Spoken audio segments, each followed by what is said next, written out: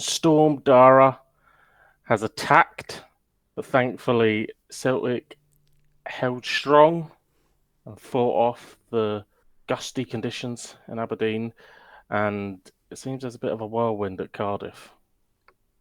Morg, roll the intro.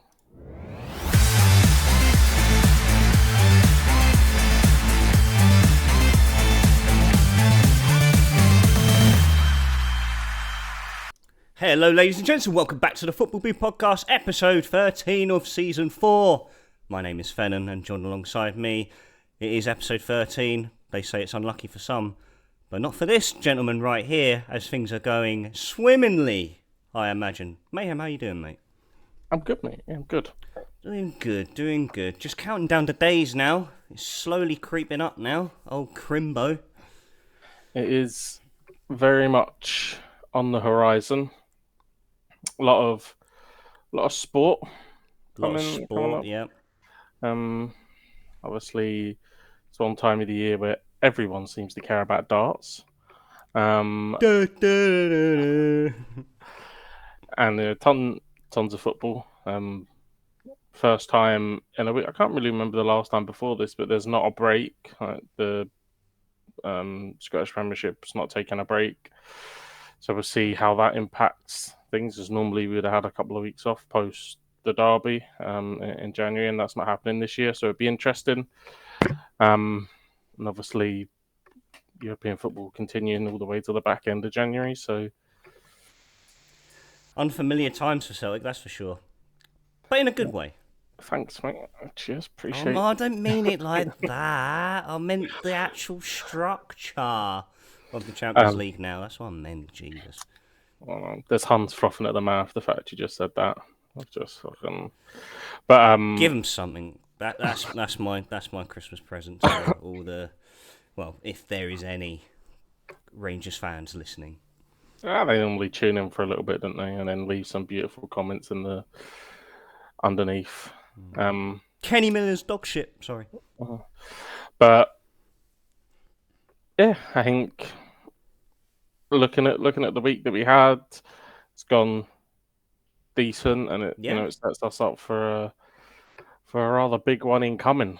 Exactly, and like you said, it was a good week, but I like to see it as business as usual for Celtic, as it has been in recent times. Obviously, kicking off the week, it was this past Wednesday. I did say Saturday in the last episode, so if you're heavily observant and try to call me out on Saturday, suck your mum. Yes, it was Wednesday.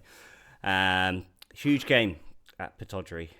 Rio Etate emerging as the hero in what was a stormy Wednesday night down at Aberdeen. But what a well-taken goal by Rio. Yeah, it was unfavourable conditions, I think you might say, for any kind of attractive style of play. I think now with the hindsight of obviously having the weekend's results as well to reflect on, Jimmy Tilleen's Dons maybe starting to tail off a bit. Mm-hmm. They've hit a bit of a rocky patch that leaves Rangers, opened the door for Rangers battle this season, and they can go second if they win their games in hand. So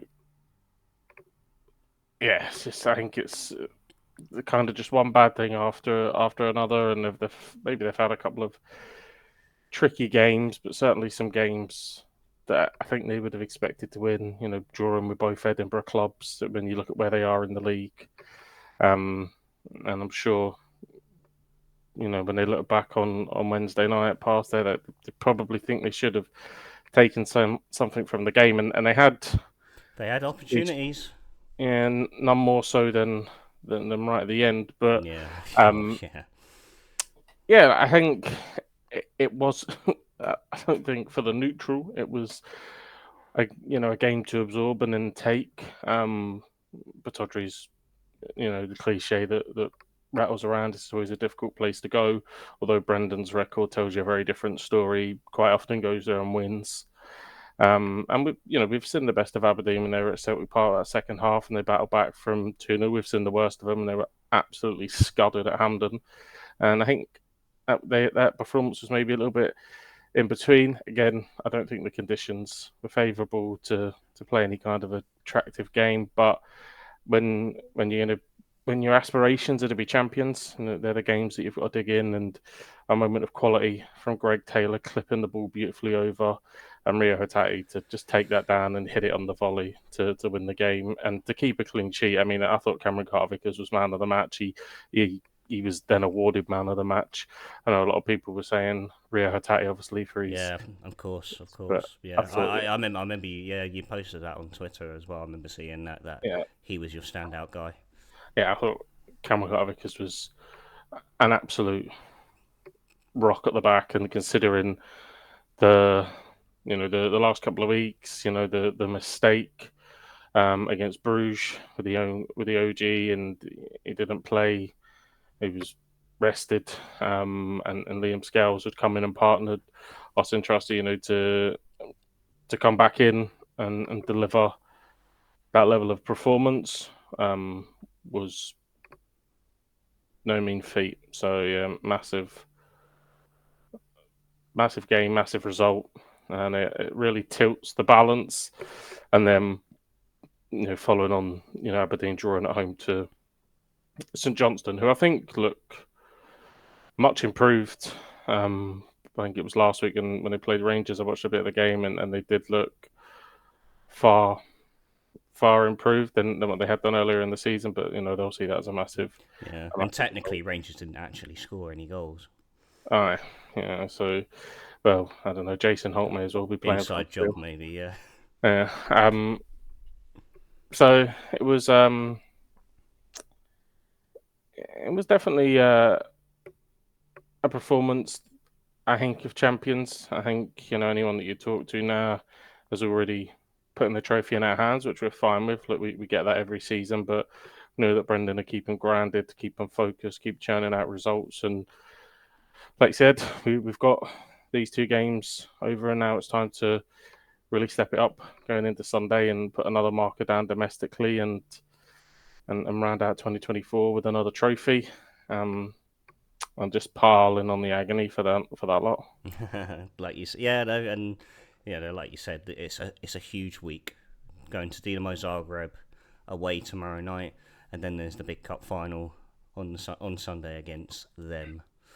And so I feel that it set you up nicely. The results, obviously, like you said, the Aberdeen game was going to be a vital fixture in the build up, and of course the conditions didn't help. But this is what champions do. They see out these games and they take their chances when given.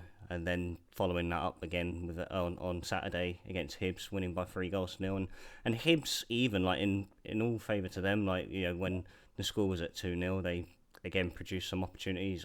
Obviously, some were pretty much gifted to them, but again, it was one of those games where you sort of needed an extra goal to see it off, and that's what Kyogo did. And again, another brilliant finish from Kyogo there. Yeah, like, I think Hibs again started really well. Obviously, I think they were encouraged by recent results that they'd had under David Gray, and boy, did they need them. They were desperate for a couple of good results, and none more so than I think it was at Fir Park where they picked up the win. So that they were riding that wave, and they certainly started really strong. But absolutely buzzing for Arnie Engels to get himself on the score He sheet. And certainly looked buzzing in his celebration, that's for sure. Lowercase celebration. Yeah, I think he's tailed off a bit. Maybe that's to be a bit expected for such a young player. Perhaps didn't realise the expectation that he was coming into, and I would imagine he probably didn't understand the size of the football club, and the pressure that he would be under. But yeah, buzzing for him to get on the score sheet. Had a decent game without dominating it and sparkling over it. Had a solid game, which was good to see. But yeah, Hibs are in the game. Yeah. Although they were wasteful. I can't really remember saying, "Oh, Casper, what a save that was!" And everything was pretty comfortable. Shots being taken, if they were in the box, and they were being taken from angles that you would expect Casper to deal with them from, and the ones that were in really good areas, they didn't hit the target with. So, yeah, again, I don't think over the last few weeks, I would say that we've been at our fluent best, but again, that's a game where we haven't really done loads, and we've won the game comfortably 3-0, which is always nice. Absolutely. And then, I mean, look, a generic question, but I'm genuinely curious because as we've mentioned, like we feel that the depth amongst the squad has become really strong, and it's quite few and far between to pick with certain individuals in that starting lineup. Going into the game tomorrow night, who do you have in mind that you would be thinking, right, they should be first on the team sheet? Well, I think the first person on the team sheet is always going to be Callum McGregor. Yeah, of course. That's obviously the captain. He's going to give the first name. Casper's obviously going to be there straight away. And then you're going to have the likes of Alistair Johnson, Cameron Carter-Vickers, Nicholas Kuhn, and that's that with Daisy Maeda. He's been in brilliant form this season, and obviously what he brings from a pressing perspective. And then I think there's maybe a toss up. I don't know. I don't think Greg Taylor was particularly effective against Bruges. But will Zagreb be as good as Bruges? I don't know. And he certainly, when he come on at Aberdeen, was extremely effective. So that there's some toss-ups. I think just because it's an away game in Europe, what you want to put in there is your most experienced guys. And for that reason, I would probably go with Casper, Alistair Johnson, Cameron Carter-Vickers, and Trusty. The only reason Scales doesn't get in is just because, again, it's a European game and Trusty's just quicker than him. And I think Liam Scales can feel really hard done by. As I think everybody said, he's not done anything wrong and he's proven so many people wrong. But Trusty's just a little bit more athletic. So I think he suits, those European nights far better. Yeah, would be a safe option going into that, yeah. I would play Greg Taylor again for experience. McGregor, Hattati, Bernardo. I just think Bernardo's levels have been a little bit above Engels. He's been there, done it. He's played against Atletico Madrid. He's been there, won the T-shirt. He's travelled to these difficult places, and then I think the front three really pick himself in Maeda, Kyogo, and Kuhn. So that's what I would go with. I don't think there's many shocks in there. And I think there's a few people that could feel a little bit, Alex Vai could feel a wee bit hard done by. He hasn't done much wrong to be left out of that. Liam Scales, another one. Luke McCowan, even.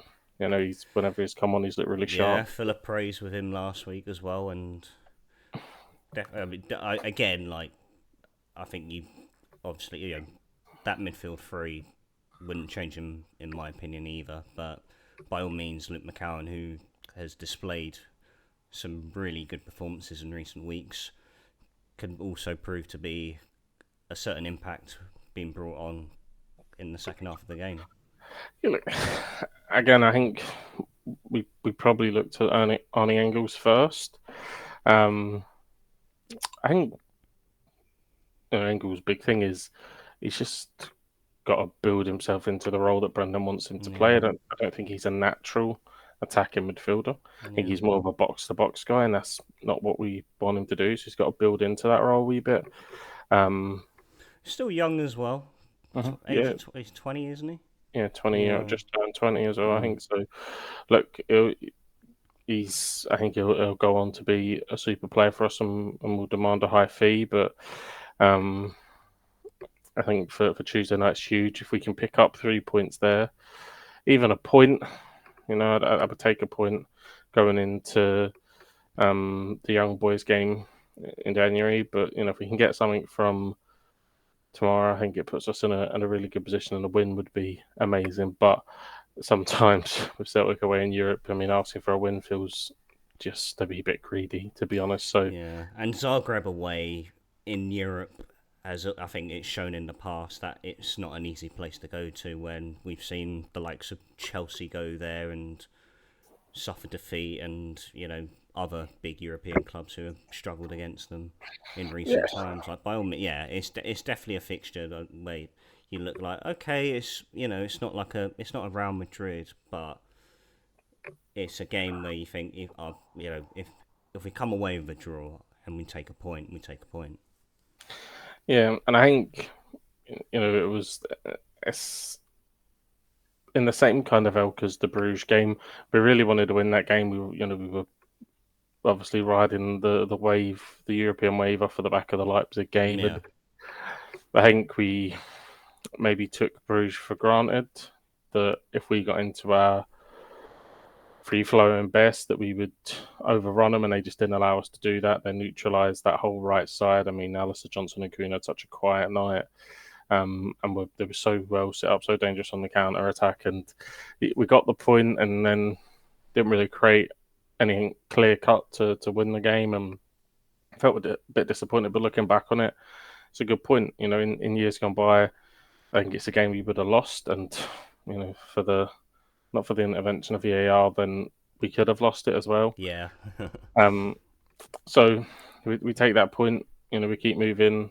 And Zagreb poses different challenges, but I think we took Kuhn off at half time on the weekend. I think that again is 100% with that in mind, that game is going to be huge. So big games coming up now, thick and fast. 100% we roll away from home, and then straight into what's a huge derby. yeah, absolutely. Well, what are your thoughts going into that game? Of course, prior to what the result is in Croatia, what are your thoughts coming up to that cup final against Rangers? Irrespective of what happens in Croatia, I don't think it changes the mood domestically. No. Um, I think that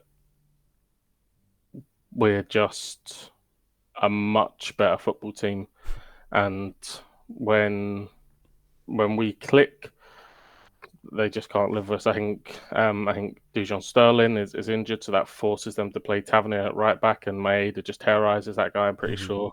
Forces them to play Tavernier right back. Poor Tavernier is going to be um, having nightmares about the blonde haired assassin that's going to pin him back. Um, and yeah, I just don't think with the pace and the fluidity that we can play at, they have anything that can combat that. No doubt, someone will be given the job to mark Callum McGregor and the foul to do it, as they have done for years. Um, Maeda will absolutely terrorise that left side, and Nicholas Kuhn will take him apart on the right, and Kyogo loves a goal against them. But look, these Hampden games have become a wee bit special because obviously that there'll be fans from both teams in there. The Yeah. atmosphere will be nice and volatile, which is what you want. Um, so they're the games that when you come to Celtic, I'm sure that's a massive pull. You pay in front of 60,000 every other week. You're competing for trophies. You play in the Champions League. You have those magical nights under the lights. But playing in these derbies has got to be a massive pull. Yeah. And you only kind of get, I guess, from a player's perspective, maybe they feel that they're getting shortchanged on what some of the derbies were because there's no away fans in.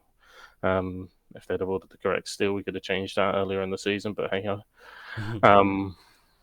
So these ones at Hampden are special, and if they and barring us being absolutely awful and then being you know the best, and even then, I'm not sure that's enough. Um, so barring some kind of footballing miracle, Coming out at the end of Sunday night, their self-proclaimed bullshit made-up title of most successful football team in the world. They won't even be able to say they're the most Be successful football team ripped in away Glasgow. from them forever. So it's yeah, it's a beautiful thing. Yeah. Should it come to fruition, and I've no doubt it will. Brendan's a fantastic record in these games. Sets his teams up, gets them in the right headspace. He's a fantastic record at Hampden. And I thoroughly expect us to have to defend in moments, of course, but for the majority of the game, overrun them with the pace and the power and the frightening speed that we have in some of our play, and we will cut them open. If we could beat that Aberdeen team earlier in the season 6-0 at Hampden, I see absolutely no reason why we couldn't go and do the same to this Rangers team, because I think those two are very closely matched. If you play to your full flowing best, by all Yeah, yeah, means, of course. Yeah. yeah. So I think Aberdeen and Rangers are incredibly closely matched. And I think they'll battle for second place, and that'll be a far tighter affair than anything at the top of the table. And it could be, well, I don't know. With Rangers to lose that final, where do you feel that will leave them on their stance with Phil Clement? Well, look, he's had a couple of good results, hasn't he? He won in France. Got a really impressive result over there. I think it was 4-0 or 4-1. They beat Nice. They put I completely missed that. Did they beat Nice? 4-0 or 4-1, whatever it Bloody was. hell. Um, That's they giving them a few extra weeks. Derek McInnes went to Ibrox and did his best job impression, and got absolutely scodded 6-0 or whatever it was. And then they followed that up by putting a few goals past Ross County, so they probably feel good. And fair play to them. All right, yeah, fair enough. Um, I just look on any given day, anything can happen. You can be beat by Cali Thistle in the absolute remnants of what their club is now. They can basically field about 7 players and 3 fans and a postman. But on any given day, football's a weird and wonderful game, and that's why there's so many people that watch it all around the world. But if we even semi-click, we beat them. That's where we're back to. That's literally as it was sort of back towards the time when Gerrard was there, and they were building and all this bollocks before Yeah. COVID ball. If we click, we thump them. It's not even close. Like if we click, we take 4 off them at an absolute canter, and they may nick the odd goal or whatever because we elapse the concentration. But if we click, it's game over. So we need to have a real off day, and they need to be on it. And I just don't think Brendan will allow that to happen. And even if a few players are off it, the bench is so strong. No, You know, exactly. Yeah. to be able to completely rotate that midfield, and McCown to come on, or Bernardo, Engels, Hatate is so strong. And again, I think in that game, Austin Trusty will be there, and he's forming a really solid partnership with Cameron Carter-Vickers. Alistair Johnson, he seems to absolutely revel in these matches, and he loves them, loves the battle. And then at left back, Greg very rarely lets us down, but if Alex Fai's picked over him, then so be it. I'm just so confident in the squad that we have that domestically, the chances are we'll lose a game or two this season, and we'll drop points, but it won't be through any kind of team being. It'll be that we were shocking on the day and got beat. Yeah, exactly. Get things to Yeah, I happen. completely agree. And I just think come Sunday we'll be far too good for that mob. I can't say I disagree either. And I also feel, I don't like to say too much because I always feel like, it plays a jinx. But then at the same time, when you put Celtic and Rangers in comparison right now in terms of the strength of their squads. Like with Rangers, I don't see that many leaders. I feel there's too many unfamiliar names that have come into the side who, of course, don't have as much experience than some of the others do in this fixture as well.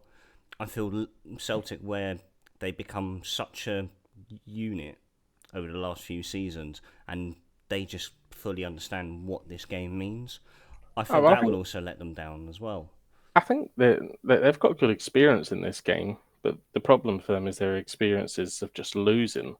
They're Yeah, serial okay. losers. Like this is Jack Butland's second season. Yeah, I'm talking like Jack Butland. Yeah, Who else? Like John Suter. I know the Ianis guy, Hadji's been on the books for years, and by all means hasn't really done a lot. yeah, Hadji, like just another serial loser. Um, Butland. I mean, someone can correct me if I don't even. Has he beat us? I don't even know. Maybe he has. Maybe he's been there for longer than I think. But I mean, has he beat us? Who knows? Maybe. But if it is, it's It's got to be once, yeah. at a stretch, twice. I mean, Tavernier's about the same. He's been there 25 years. Connor Goldson's run out the door because sick of losing. Anyone that they see as a tangible asset either goes out the door and they can't sell them or falls flat on their face in these games. Um, and we shouldn't have lost. We shouldn't have even dropped a point to them last season if it wasn't for a miraculous goal from Matondo late on at Ibrox, that 3-3 win where they roared around the Oh pitch. yeah, the 3-3 win. Um, so um, um, I don't want to, I don't want it to come across as overconfidence. Like come Sunday, the nerves will still be Yeah, I'm there. so worried it's just You know, gonna the, the, bite the, us ner- back in the arse next week. the nerves will still be there come Sunday. And these games are never enjoyable. Not the first time of watching them. If you win, there's a big sigh of relief, and you always have to go back and watch it again to kind of understand the game because you've so many emotions going at once, and things are heightened. Like someone plays okay, and you're like, "Hey, we're fucking shite," because you remember this misplaced pass and that, but actually they were all right. Been caught up in the you know in the emotion of the game, you think they've played shit. So you always have to go back and rewatch it. Yeah, Um, which I won't be doing if things go wrong. Fuck that. But I think I think we'll be hoisting the League Cup above our head come Sunday night. We'll be celebrating another trophy and getting ready to enjoy that, but then kick on, get December done, get this festive period out of the way, and see where the dust settles as we start to kick on into the second half of the season. and fingers crossed that Adamida replaces Jack Butland's vaseline with Flora again as he did last season. Yeah, he's just all over, Adamida, even in years gone by, you may be worried about what happens, what happens in Europe. Kyogo's shoulders made of glass, but I'd be confident with Adamida hasn't had his, I don't think he's really repeated the same form that he had, at the back end of his loan spell. But I'd be more than confident of him starting up top against them, more than confident that he's enough to deal with whatever John Suter and whoever is picked next to Suter. Let's be honest, John Suter's going to be in that back line, but they're just shite. Just leave it at that. No. That's it. Well, how about we jump on this little whirlwind which transports us over to the Welsh capital. Talking of shite. Talking of shite, yeah. Thanks, mate, but you're not wrong.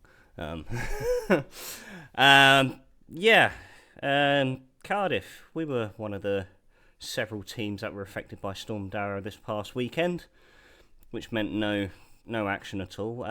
Low-key disappointed because look, despite the outcome, I'm always looking forward to 4 o'clock on a Saturday afternoon to some football. Well, 4 o'clock your time. 4 o'clock my time, of course. Yes, 3 o'clock if there's any UK listeners. Yes.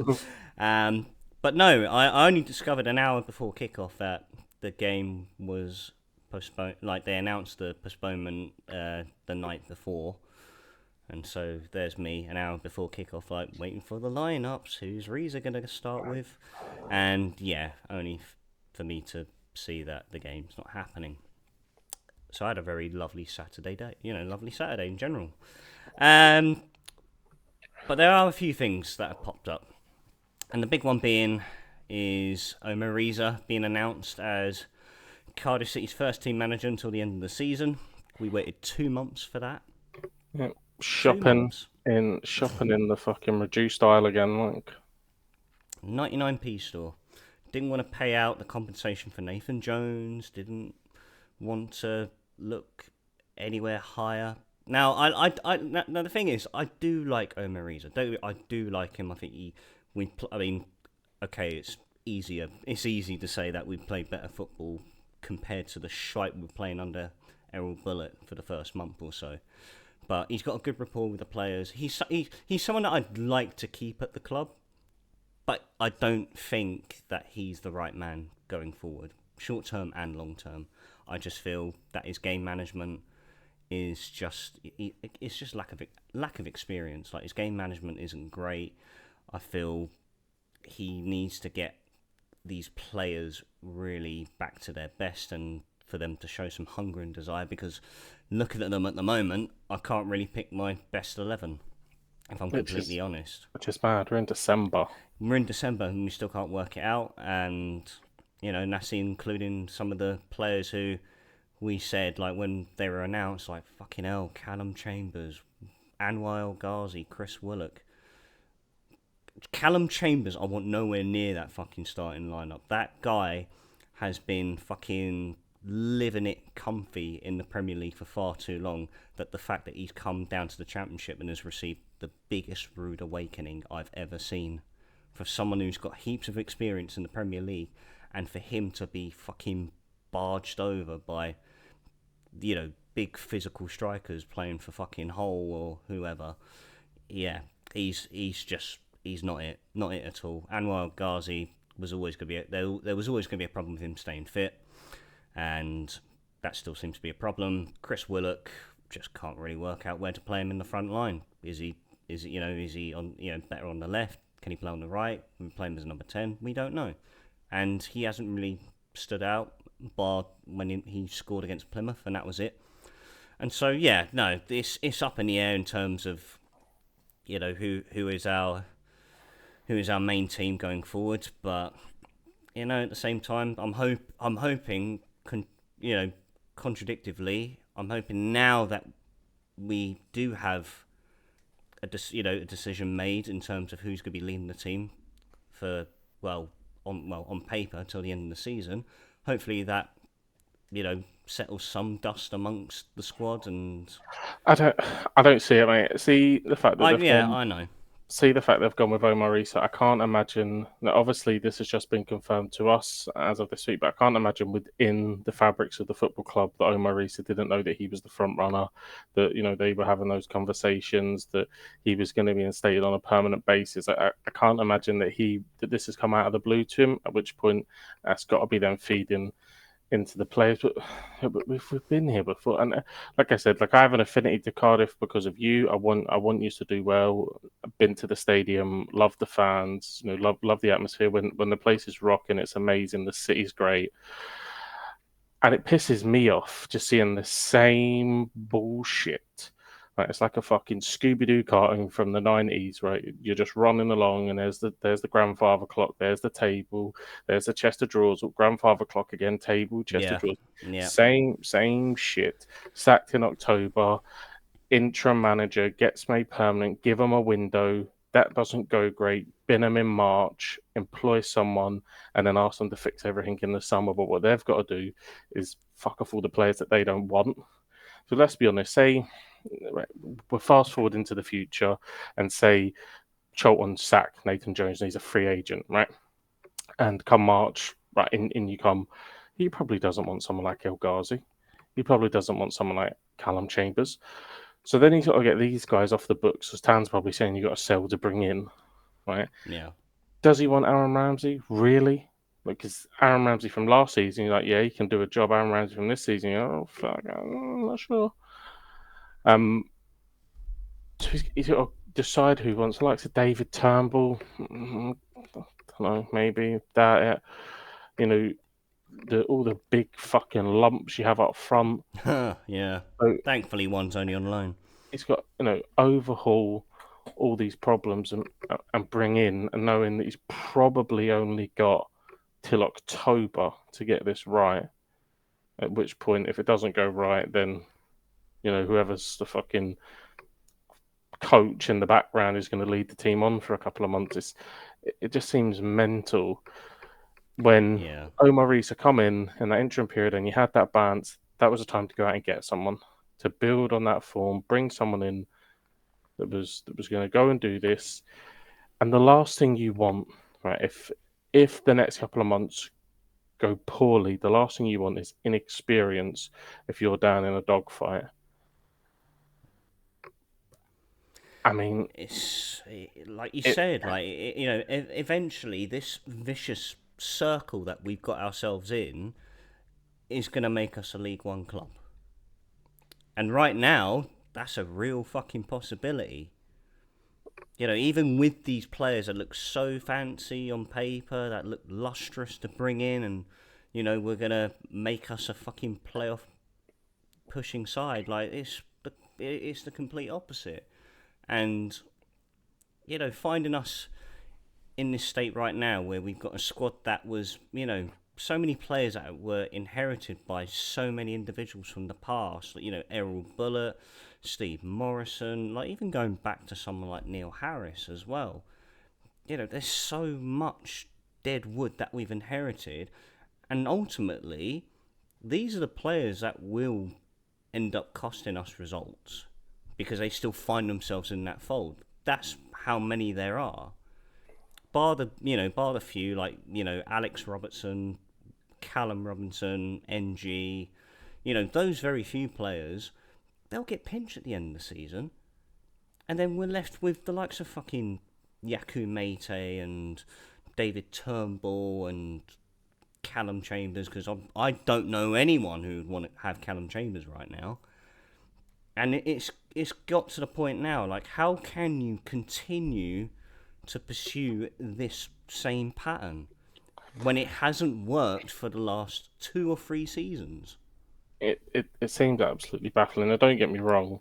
I'm sure anyone that has been, as a season ticket at the Cardiff City Stadium will tell you that the players have to take some of the blame, because you look at Steve Morrison post Cardiff. Okay, look, he's not been at the highest level, but he's been relatively successful with the clubs. Neil Harris has gone back to Millwall. They're doing pretty good.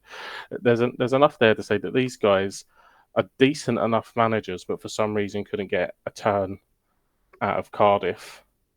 And there seems to be something within the club. And like I said, I think a lot of it is players that are brought in by managers that then aren't there.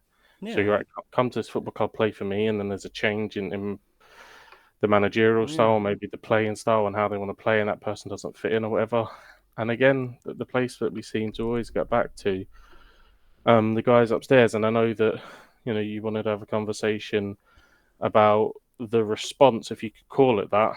Yeah, I don't know what to call it really. It's basically like, so to state what happened, the FAB, the Fans Advisory Board, submitted an open letter to the board last week, 2 weeks ago roughly, and due to the game getting postponed, they decided to respond to that open letter.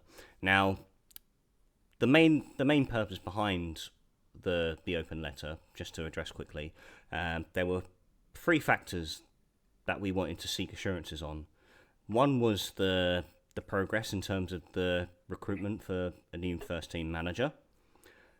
Second, the short and the long term prospects going forward. And 3 was simply for more transparency and communication between the board and the fans. Not a lot to ask for. Now, what I'm going to do, and I think I've definitely got the time to read this out, so I'm going to read this response, and yeah, let me know what your thoughts are, Mayhem. But the way I look at it is that they haven't addressed any of those assurances. Well, I've read the response. Have We can you read still it? Have you read it? we can still pick through it, me. But let's For pick for me, yeah.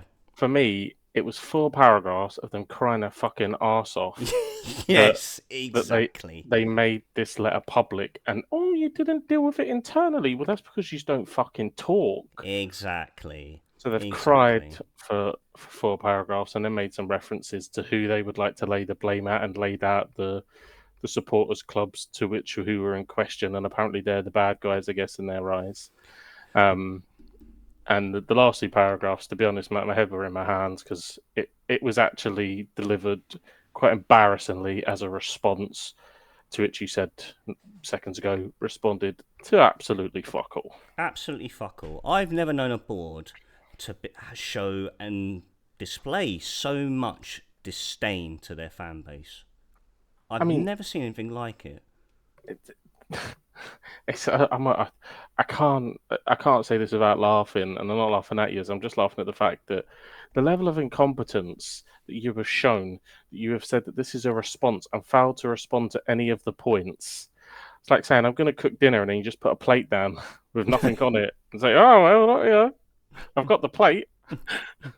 Like Me there was sitting on no the sofa crying, you didn't tell me you're going to cook uh, dinner, why do you? there's no fucking substance to it at all. Absolutely no purpose, no outlining of anything. If anything, after reading that, I'm not sure how you felt, but I felt more confused about what was going on at Cardiff because it feels like they've got in a boardroom and they've said, "See what those cunts said about us," and they said, "Right, let's respond. How are we going to respond?" Um, well, they shouldn't have read it, should they? They Yeah, that's shouldn't how have. it was. They shouldn't have. They shouldn't have shown it on social media so everyone can kick off about it. Shouldn't have gone public with it. Fucking Yeah, morons. I'm sorry, but yes, us fans like a bit of communication between ourselves and ideally from you, the board, as well. But how about why don't we read out the open letter to the listeners who Hmm. have obviously not read it, and this is probably the most ridiculous response you'll ever see to an open letter from a fan base. So, and I quote. With Saturday's fixture against Watford having been postponed due to Storm Darragh, Cardiff City Football Club wishes to take a moment ahead of the weekend to address an open letter circulated earlier in the week, attributable to supporters representing Cardiff City Supporters Club, Cardiff City Supporters Trust, Cardiff City DSA, and the Fan Advisory Board, otherwise known as the FAB. Frustrations with early season performances and our league position at this stage of the season are acknowledged and emphasised with. However, the club is disappointed that the reference letter was made public suddenly by the FAB on Sunday evening, without due dialogue and communication processes being assumed in line with the FAB's terms of reference. Without due dialogue and communication, fucking cheek of it. Prior to this letter's publication, no discussion from supporter elected members of the FAB was had with the nominated board level representative, the NBLR, and co-chair Steve Borley.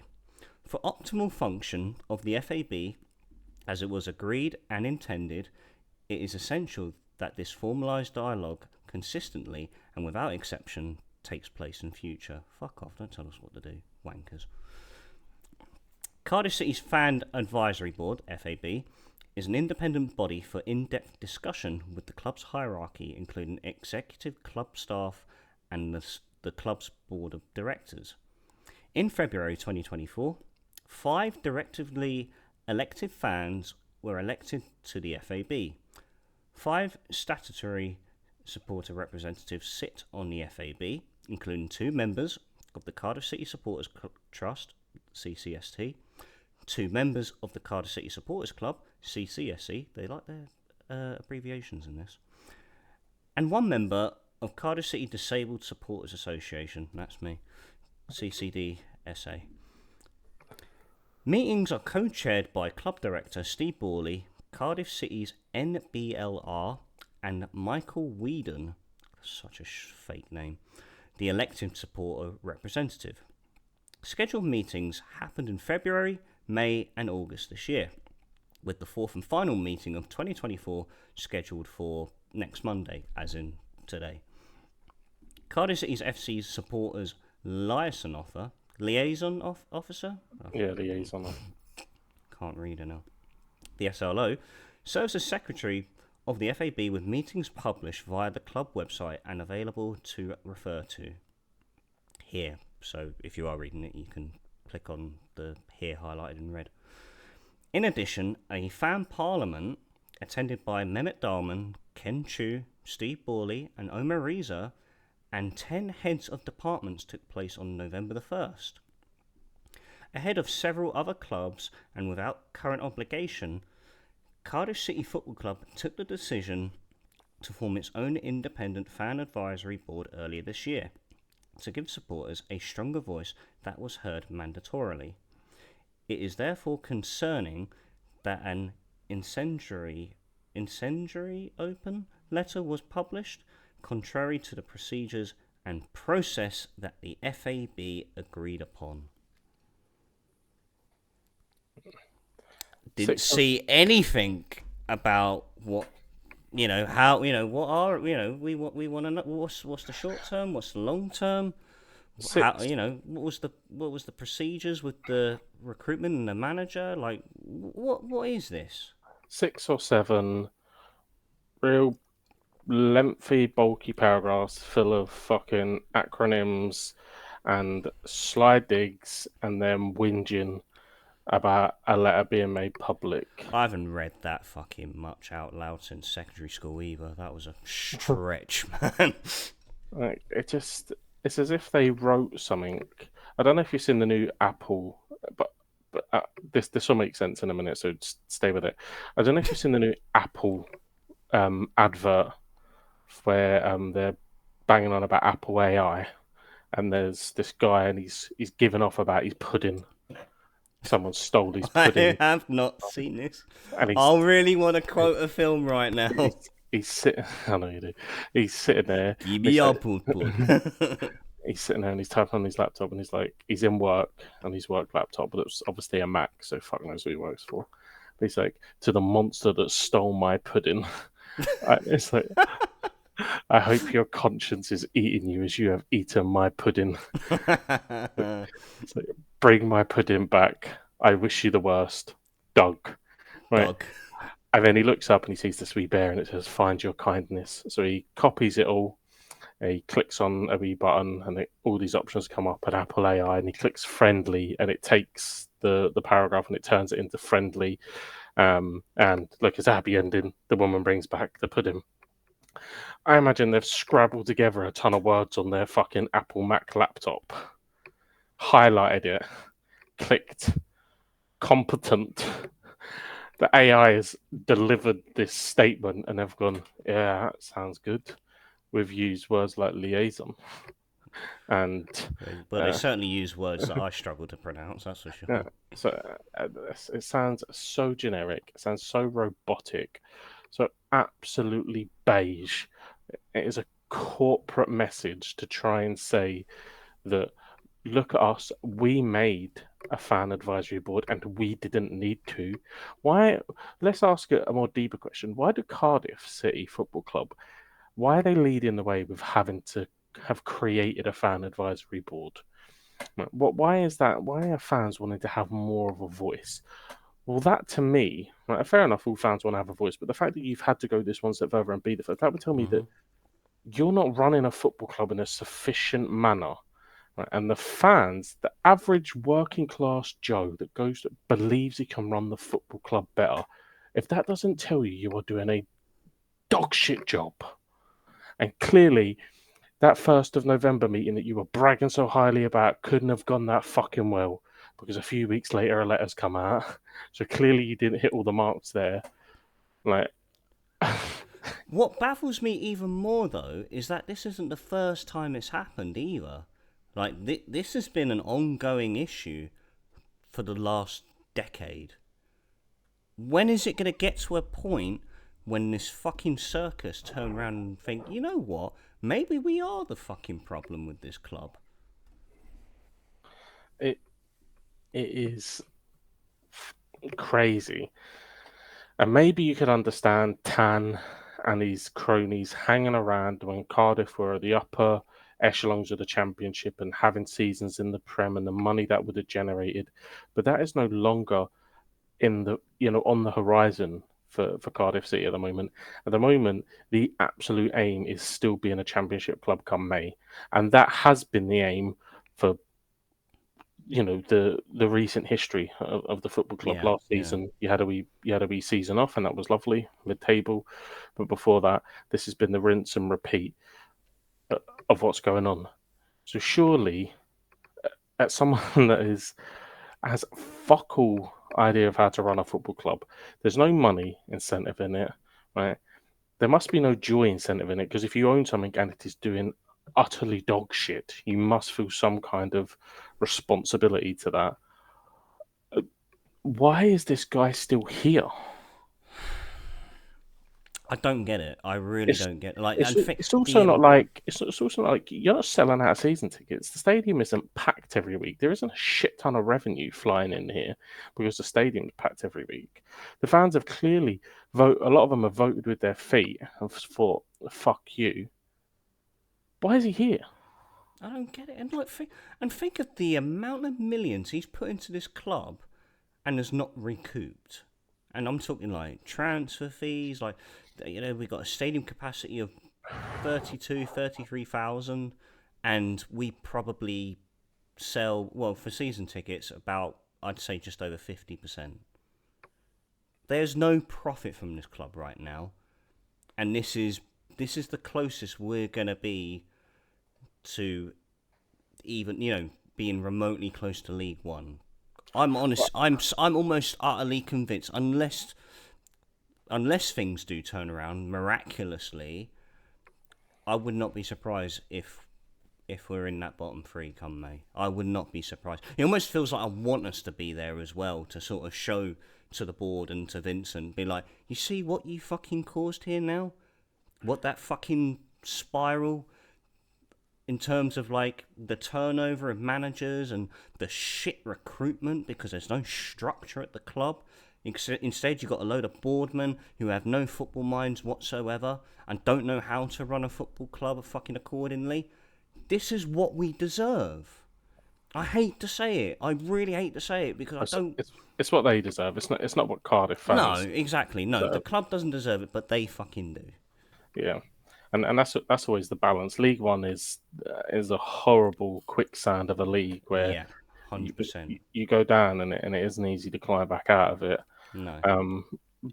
So yeah, it is. And then what happens then? What happens then? Vincent, you really think anyone's going to come in and buy Yeah, Cardiff for well, 100 to 200 million? no, No. no, no. I think he would be open to selling it, but it would be at a massive loss, and that's what I just don't get it from a business perspective. If you want out of the club, which you must do, because no one likes you there, right? No. By your 10 cronies that you've employed in the boardroom, no one fucking wants you there. So until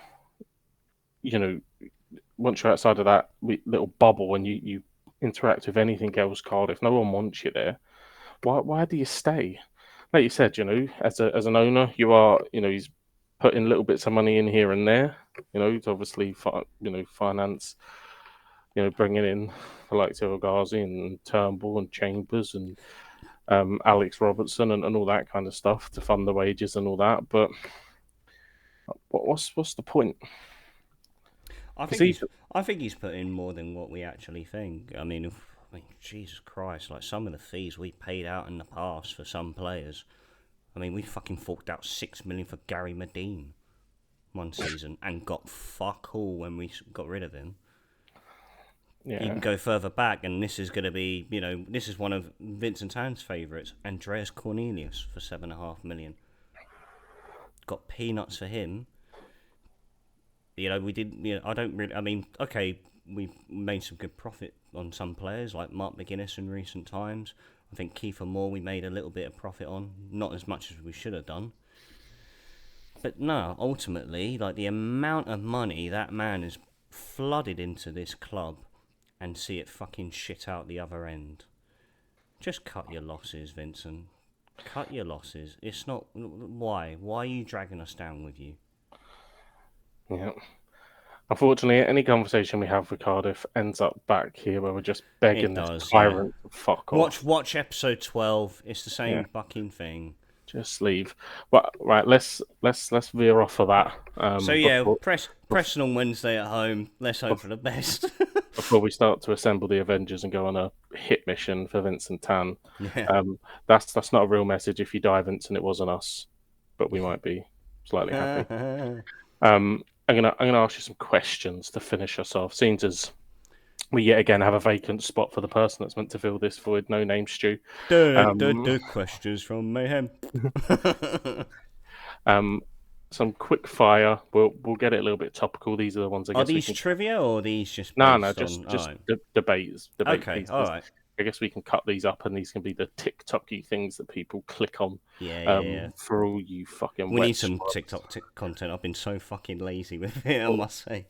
All these wet scrubs that just follow Premier League teams. Oh god. Oh yeah. Here we go. Well, cue the negative comments and. We love it. We'll start you off. Andre Onana. Pish or good? Pish. Just pish. Sorry, I, you know what? If I was a United fan, I can't pursue with Andre Onana in goal ever. I'm done with him. I actually watched bits of that United Forest game on the weekend, and there was two that stood out for me where I was just like, get them gone. And that was Andre Onana, and that was Lisandro Martinez. Get them gone. Okay.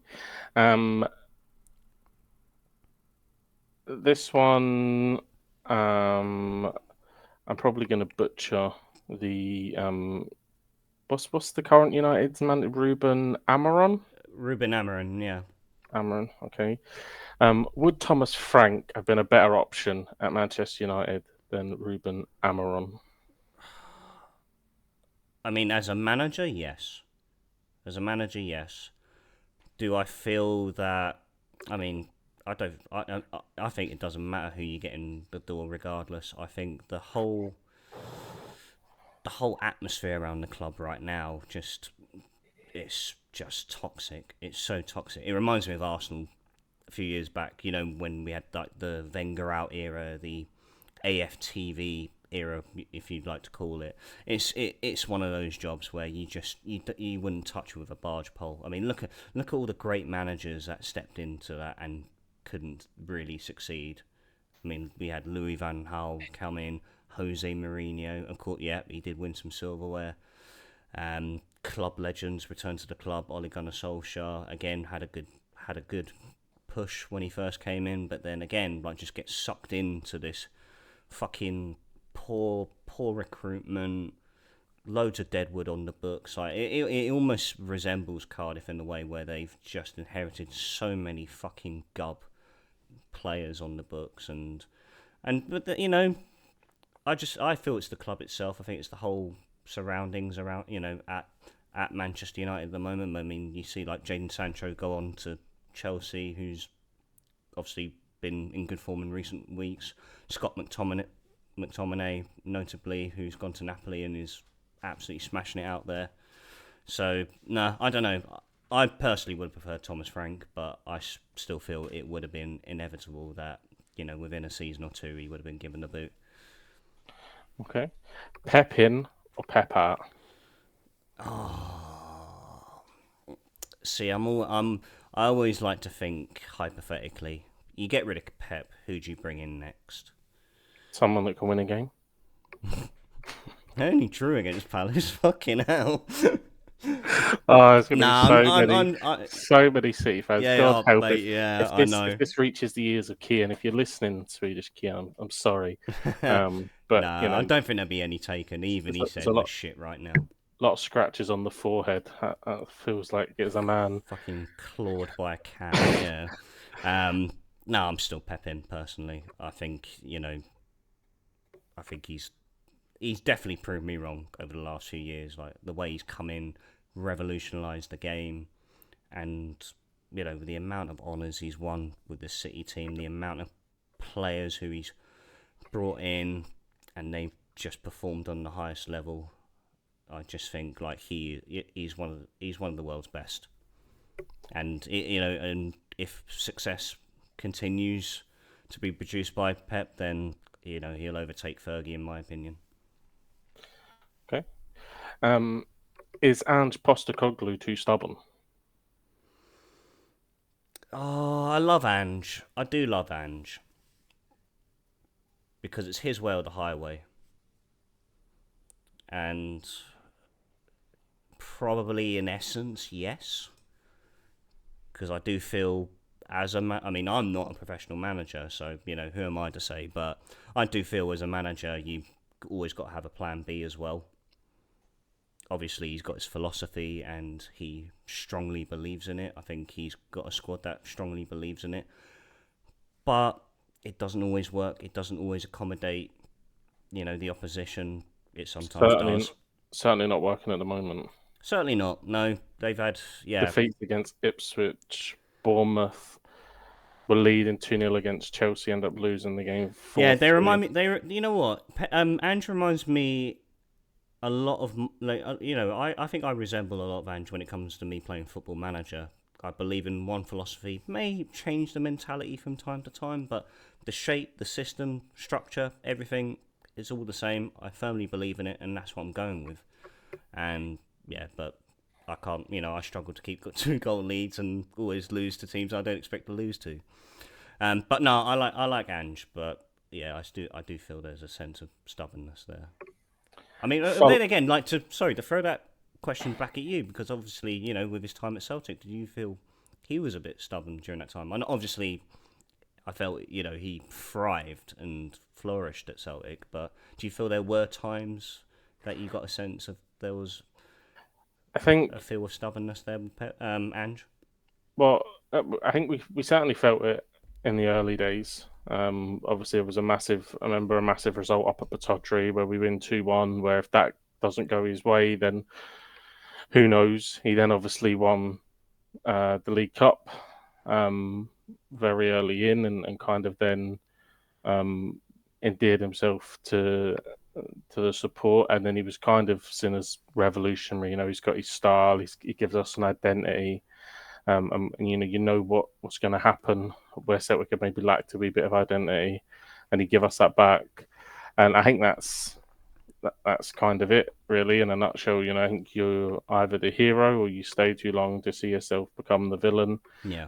He goes down to Tottenham, and again he's playing with his style, and they start brilliant. And Maddison comes in, he's hitting the ground running, and now they're kind of petering out. There's a lot of injuries. It's a massive workload. And I think there's a massive drop off in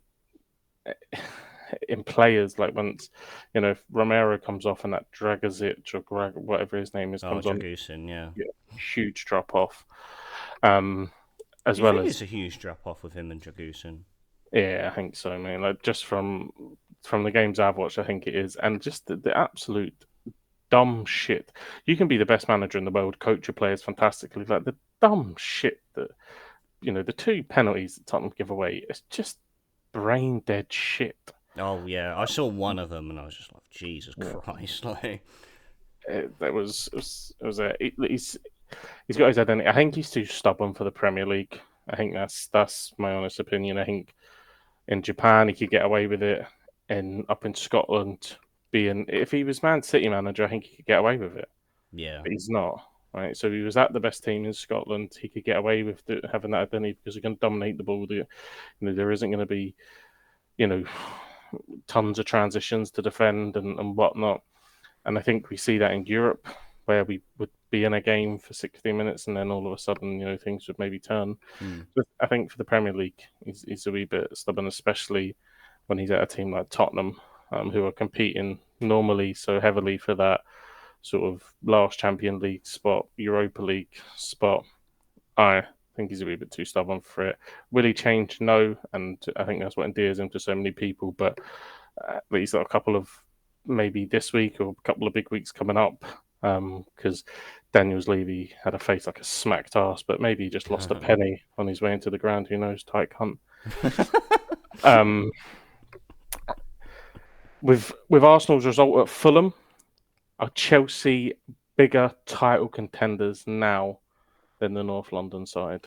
no, and to be honest, like, I do feel Chelsea are in the running this season, but you can't write off Arsenal based off of one result. I still feel that they're definitely one of those teams who I said that could come close to City, not quite overcome them, but yeah, I can't. You can't write off Arsenal after that result against Fulham. Craven Cottage is a very difficult place to go to. Fulham have been performing incredibly well this season as well. Really good squad amongst them. Marco Silva's done a fantastic job there. But yeah, it was a difficult place to go to. I think a point at Craven Cottage isn't that bad, based on how well they've been playing and the results they've grinded out. The only thing that pisses me off with Fulham is how the fuck does Harry Wilson not start? Don't get it. We'll have him on loan again if that's the case. But no, it's few and far between with Arsenal and Chelsea. I think they're very identical at the moment, where they'll go away to a big team, get a good result, and then the following week they'll drop points at like an Everton or a Palace or even a Bournemouth. I know Bournemouth are doing okay at the moment, but I don't know. I think Arsenal have got a few more individuals that are probably like deemed as like talisman, if that makes sense, like your Odegaard, your Martinelli, Saliba, Saka. With Chelsea, I only see one man, and that's Cole Palmer, if I'm completely honest. I mean, I haven't watched Chelsea a lot, so don't hold me to it, but I feel Cole Palmer is the absolute pioneer for Chelsea's season so far. I think, this man has proven me so wrong over the last year. And even my dad's mate called me out as well. He called me out for calling him a set-piece merchant, which he was when he first started at Chelsea, but I think this guy is just taking this game to another level, and it's just unbelievable. And he likes fantastic. Yeah. Chippy chips. Chippy chips. Right, last question, and then you can ask me some, or you can finish, whatever you wish to do. Will the bottom three in the English Premier League this season be Wolves, Ipswich, and Southampton? Oh. And if your answer's no, who replaces them? This is what I'm trying to think. Hang on. I'm going to say yes to Wolves and Southampton. Yeah. I think most definitely. Southampton because, fuck Russell Martin, Jack cunt. And actually, you know what? I'm probably going to say yes to Ipswich as well. Have Southampton won this season? Yeah, they've won one game. Can't remember against who, but they definitely won one game.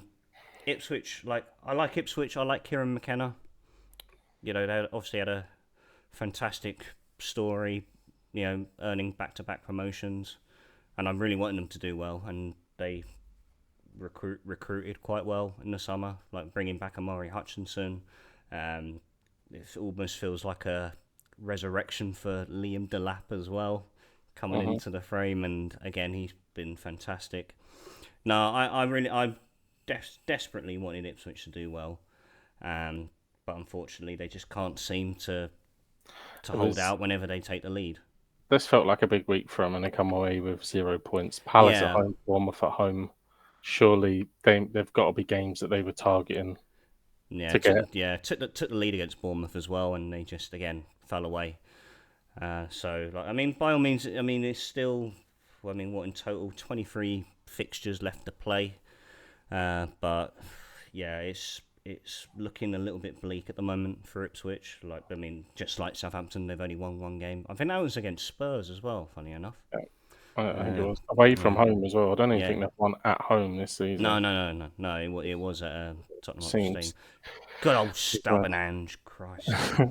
I can't tempt you with a Leicester. Do you think? I think Leicester will. Oh, if Steve Cooper was still there, I'd definitely want him to go down. Wait, who even is at Leicester now? Ruud van Nistelrooy. That's it, Ruud. Yeah. I always feel that Everton will find themselves down there, but then again, Sean Dyche always manages to grind his way out, doesn't he? He always. Well, they are 15th. They are. And who knows, they might get another points deduction. Not City, but Everton, definitely. Actually, I said last one, I bullshitted. I'll finish with this. So that was the 3 going down. We're happy with that. will the three that come up from the Championship be the current top three of the Championship right now? Sheffield, Leeds, and Burnley. Ooh, I'm tempted to say yes to that as well. I think they're the top three clubs in the Championship. Just, if you look at the table on paper at the start of the season, they were the three that you'd back. And I know, obviously, Sheffield United and Burnley came down, but yeah, I think they're too strong, especially Leeds at the moment. I think they're too strong for the Championship, and so I'm gonna say yes to that one as well. I'm more confident in Sheffield United and Burnley going up automatically, And Leeds falling away to someone like Sunderland, and then the playoffs. Like they just seem to have this horrific hoodoo in the playoffs that they just can't get over the line. I think it's nice to see Middlesbrough back up there.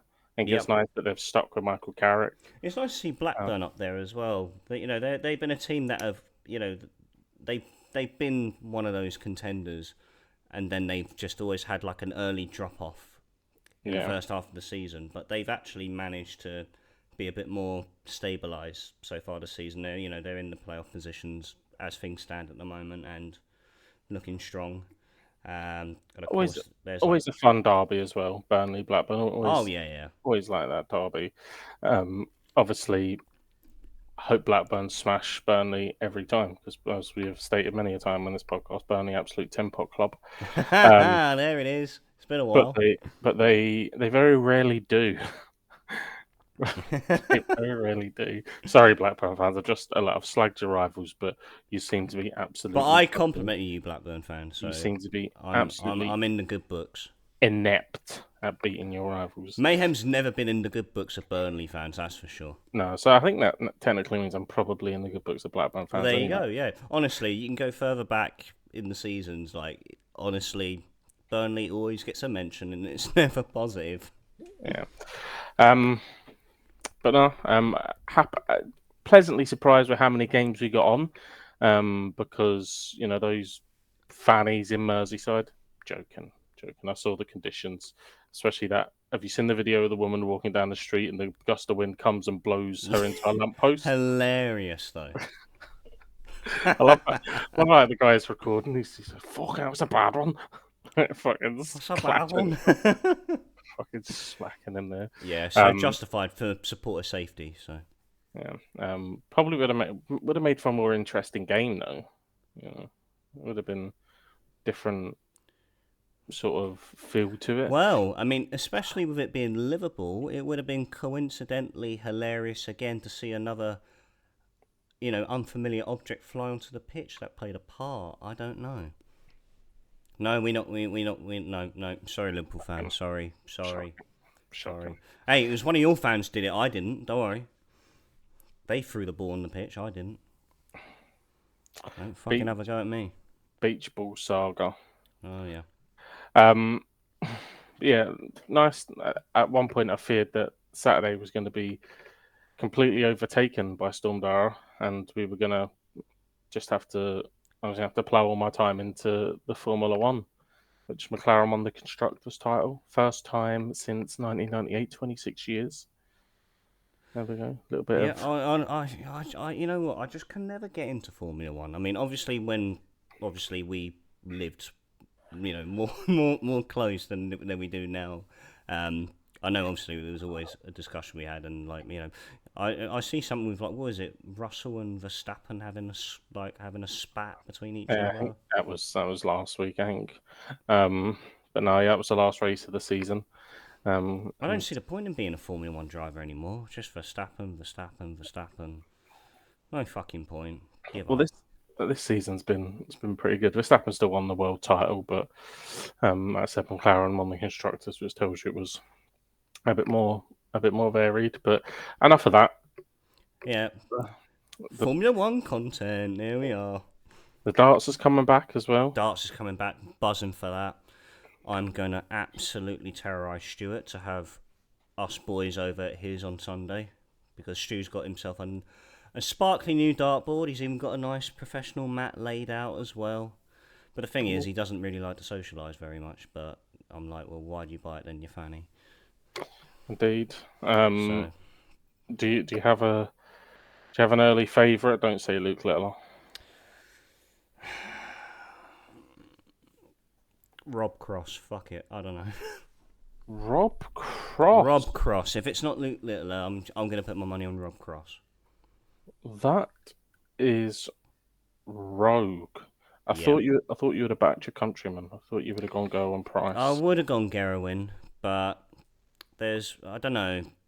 He's not quite the same since the ear protector fixture. Since then, he hasn't been the same. I love the Iceman. I love you, Gerwin, but I don't know. I've got a feeling Rob Cross is gonna come out on top.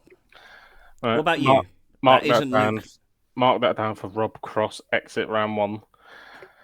I think it's not massively bold whatsoever because we know of his ability, but I think Michael van Gerwen will take some stopping just because of the way that last year's ended and the spotlight that has been taken away from him because of Luke Littler. Yeah. There's absolutely no question now who is the most famous name in darts, where before it was Michael van Gerwen. Yeah. It's definitely now Luke Littler. And we see what Luke Humphreys did last year and the way he's gone.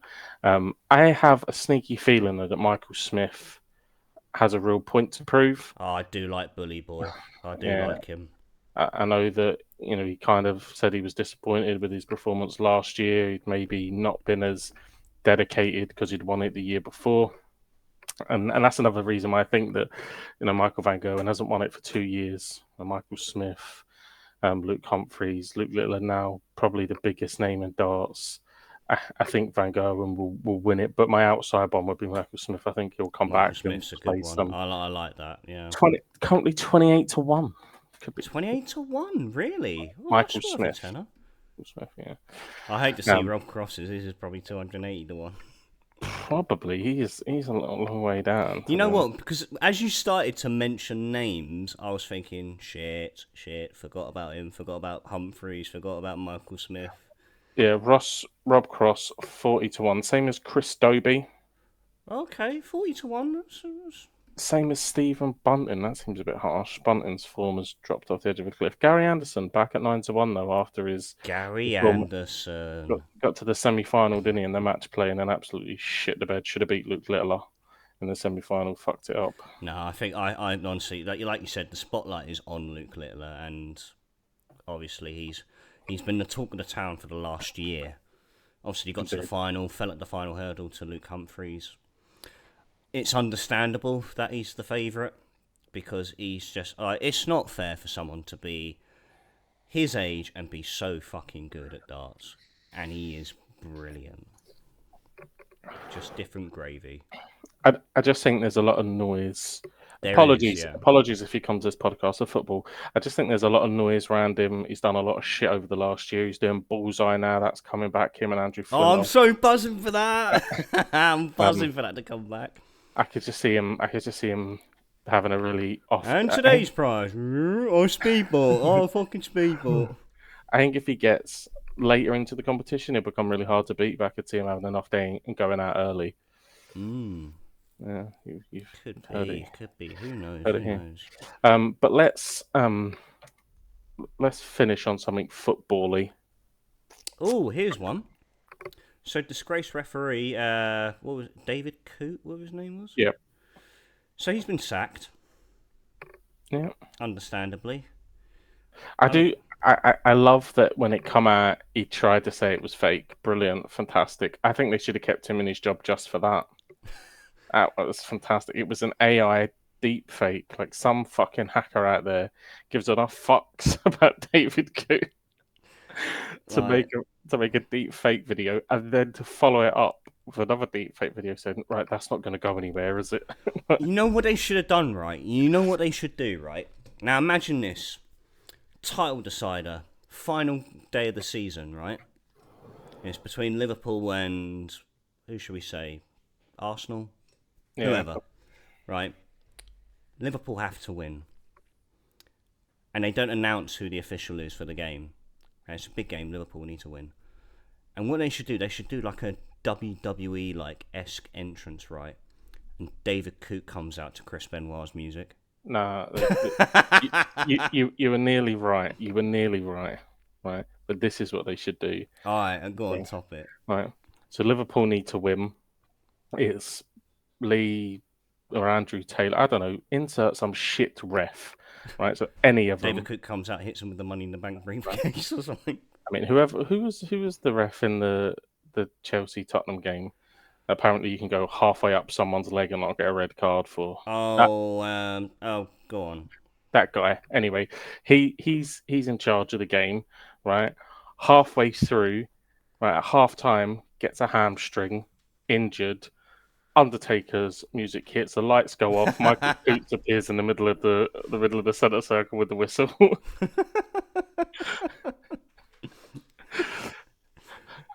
And then just to top it off, he's about to award a penalty to the opposing team, and Jurgen Klopp comes out. The cop cracks him with a chair. Oh my God! It's just a man. Kenny Dalglish comes running out of the tunnel to be the ref for the last 5 minutes. Are we just doing fucking like a fucking prequel to WrestleMania 40? Special guest referee. John Cena's music hits like fucking hell. It's like that phone call, the prank phone call. Yeah. Saying, "And his name is John Cena." Go away, man. Do you love your country? Yes, I do. I'm watching you. Excuse me? That's exactly what the Undertaker said. All right, this is getting out of control. We gotta wrap things up, man. Indeed. Well, look, Mayhem, thank you so much this evening. Best of luck tomorrow night. I don't feel I need to wish you the best of luck on Sunday because we know what the outcome will really be. And yeah, no, I'm hoping that we're both in high spirits next week. Cardiff in action on Wednesday, and then again on Saturday. Not expecting...